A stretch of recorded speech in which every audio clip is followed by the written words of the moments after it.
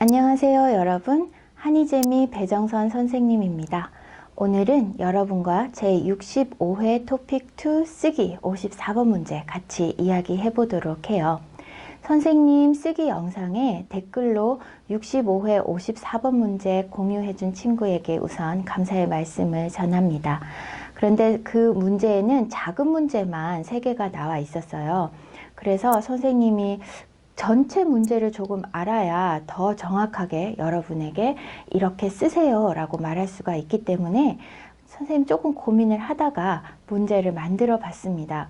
그래서 실제 54번 문제하고는 조금 다를 수가 있다는 점 여러분 양해를 부탁드립니다. 제가 만든 문제예요. 이 부분을 선생님이 다시 썼습니다. 그리고 친구가 공유해 준 것이 이렇게 작은 문제 3개예요. 그 토픽 54번 어떻게 써야 하는지 선생님 영상을 본 친구들은 알겠지만 이 부분으로 우리가 첫 번째 시작하는 문장을 만들어야 하기 때문에 이 부분이 없으면 선생님이 여러분에게 어떻게 답안을 쓰세요 라고 정확하게 얘기하기가 조금 어려워요. 그래서 선생님이 한번 만들어 봤습니다. 똑같지 않을 수 있어요. 자, 우리는 살아가면서 어려움에 부딪힐 때가 많다. 이러한 상황에 처했을 때 대응하는 방식은 사람마다 다를 수 있다. 자신감이 있는 사람과 그렇지 않은 사람의 대응 방식도 차이가 있는데 이를 바탕으로 자신감이 우리에게 미치는 영향에 대해 자신의 의견을 쓰라 라고 만들어 봤습니다. 그리고 친구가 공유해준 3가지 작은 문제가 이거예요. 자신감이 왜 필요한가? 자신감이 부족하거나 지나칠 경우 어떤 문제가 생기는가? 자신감을 유지하기 위해 어떻게 해야 하는가? 이렇게 3가지가 있습니다. 자, 그러면 여러분이 이걸 가지고요. 우리가 600자에서 700자를 써야 된다라고 생각을 하는데 사실은 토픽 쓰기는 언제나 부분 점수가 있습니다. 그래서 여러분이 쓸 수 있는 만큼 쓰는 게 중요해요. 400자도 괜찮아요. 300자도 괜찮아요. 부분 점수 받을 수 있어요. 하지만 400자 정도를 목표로 시작을 한다면 더 좋겠죠. 그래서 문제에다가 메모를 해야 됩니다. 문제에 이 1번 문제, 2번 문제, 3번 문제에 대해서 내가 어떤 것을 쓸 것인가를 메모를 하고 메모가 끝난 다음에 답안지에다가 직접 바로 쓰는 것이 좋아요. 메모하지 않고 쓰면 여러분 어떤 일이 생기느냐 하면 첫 번째 문제, 두 번째 문제 자세하게 막 쓰다가 시간이 없어서 3번째 문제를 전혀 쓰지 못하는 경우가 생겨요. 그러면 좋지 않습니다. 조금씩이라도 세 문제에 대한 답안이 다 들어가 있는 경우가 훨씬 좋아요. 물론 첫 번째, 두 번째 문제를 잘 썼으면 그만큼의 부분 점수는 받을 수 있습니다. 하지만 조금씩이라도 세 문제에 대해서 다 빠짐없이 답안이 들어가 있는 경우가 훨씬 더 좋아요. 그러니까 여러분 언제나 토픽 54번 문제는 문제지에다가 메모를 하고 쓰기를 시작하십시오. 이 점 꼭 잊지 마세요. 자, 그러면 선생님은 문제지에다가 메모를 이렇게 했어요. 자신감이 왜 필요한가? 이런 문제들, 어려운 일이 있을 때 포기하지 않는다. 용기를 준다. 더 많은 일에 도전할 수 있다. 새롭게 변하는 세상에 빠르게 적응할 수 있다.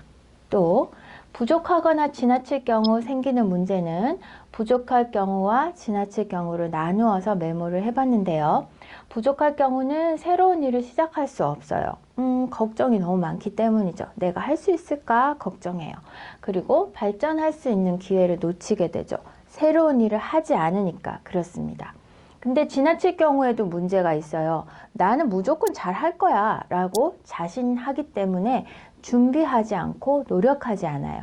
그리고 다른 사람의 결과를 좋지 않게 생각합니다. 에이, 내가 했으면 저거보다 더 잘했을 거야. 저 사람 한 거 별로야 라고 하는 사람들도 종종 볼 수 있어요. 자, 이게 두 번째 문제에 대한 메모입니다. 그리고 세 번째 문제.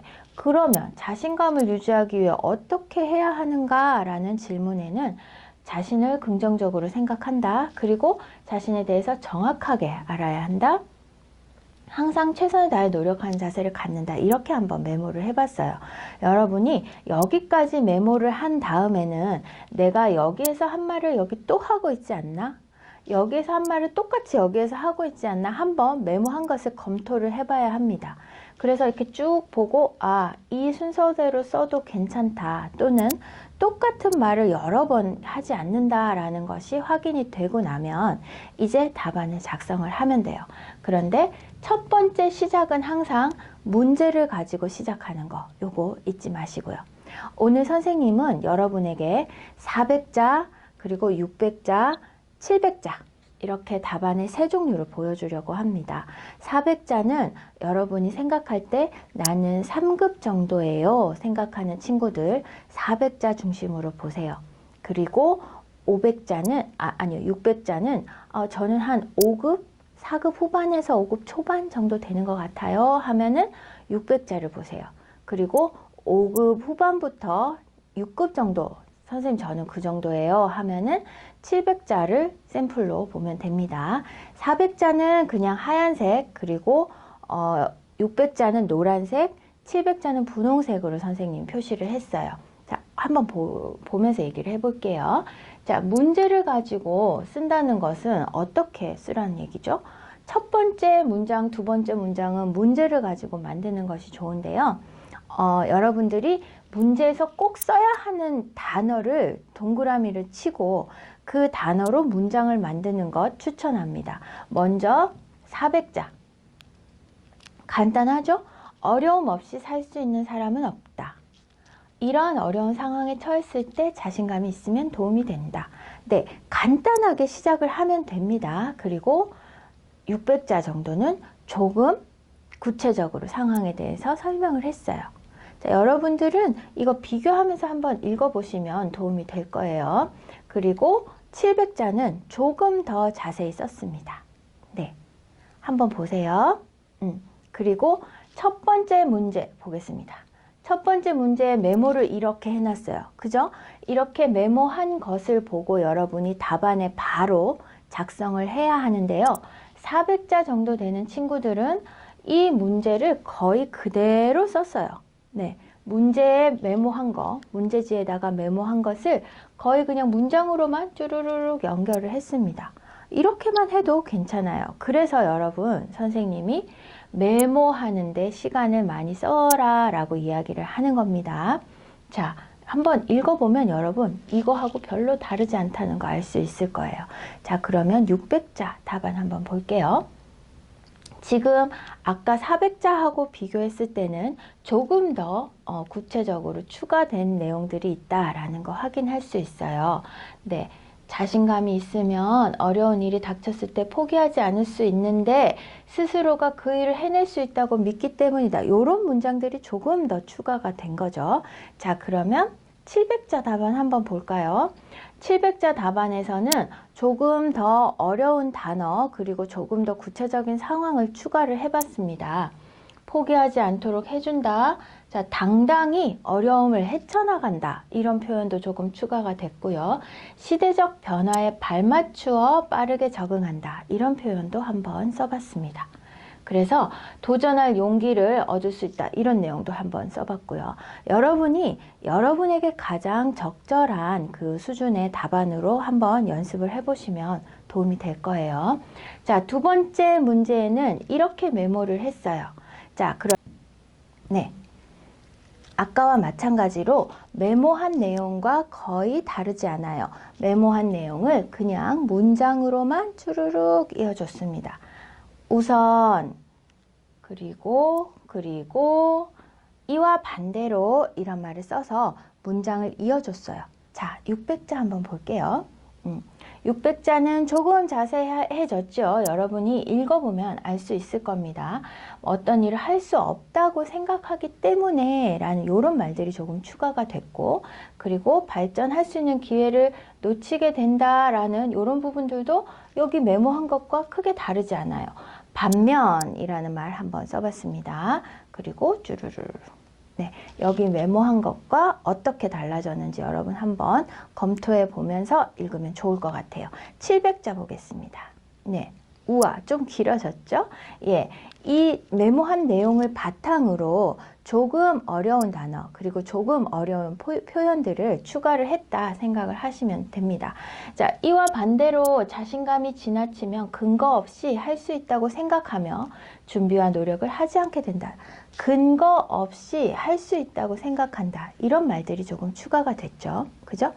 여러분 400자만 써도 괜찮습니다. 여러분이 잘 쓸 수 없는데 처음부터 700자 답안을 보고 난 저렇게 쓸 수 없어 라고 용기를 잃어버릴 필요가 없어요. 여러분들은 조금씩 실력을 쌓아 나가면 됩니다.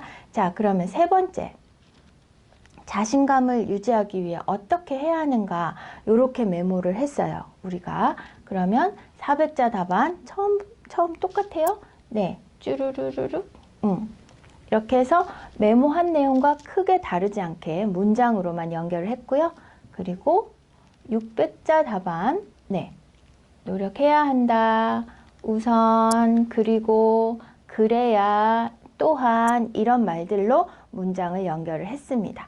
자, 700자 답안 한번 볼게요. 네, 700자 답안. 확실히 700자 답안이 우와 하는 생각이 들죠. 하지만 여러분 700자를 다 쓰지 않아도 부분 점수가 있다는 거 잊지 마세요.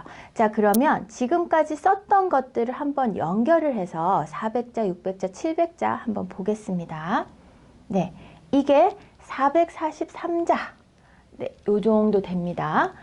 이때까지 하얀색으로 쓴 부분들을 선생님이 연결을 했어요. 문단이 몇 개 있어요? 하나, 둘, 셋.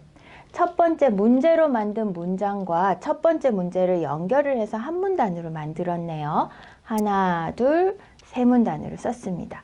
자, 600자는 지금 첫 번째 문제로 만든 것도 한 문단으로 나누어 봤습니다. 그래서 하나, 둘, 셋, 넷, 네 문단으로 선생님이 글을 만들었어요.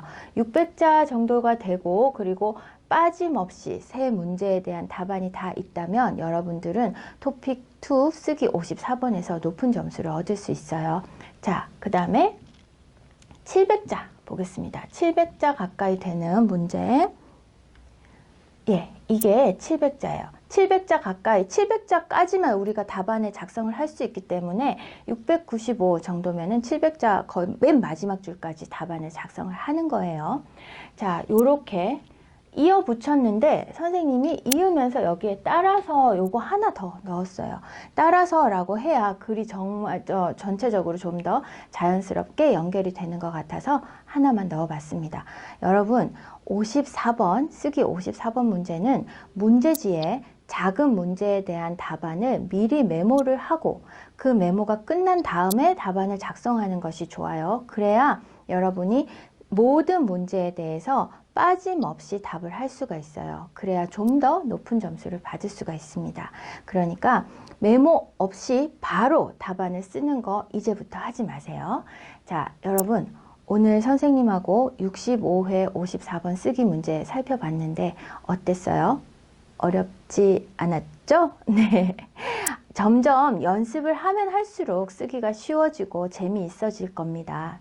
선생님은 연습하는 사람만이 더 잘 쓸 수 있다는 것을 믿어요. 여러분이 앞으로도 계속 쓰기에 관심을 가지고 선생님하고 같이 토픽2 연습을 하면 높은 점수 5급, 6급 받을 수 있을 거라고 생각을 해요. 자, 그럼 오늘도 수고 많았습니다. 여러분 그러면 다음 시간에 또 만나요. 안녕.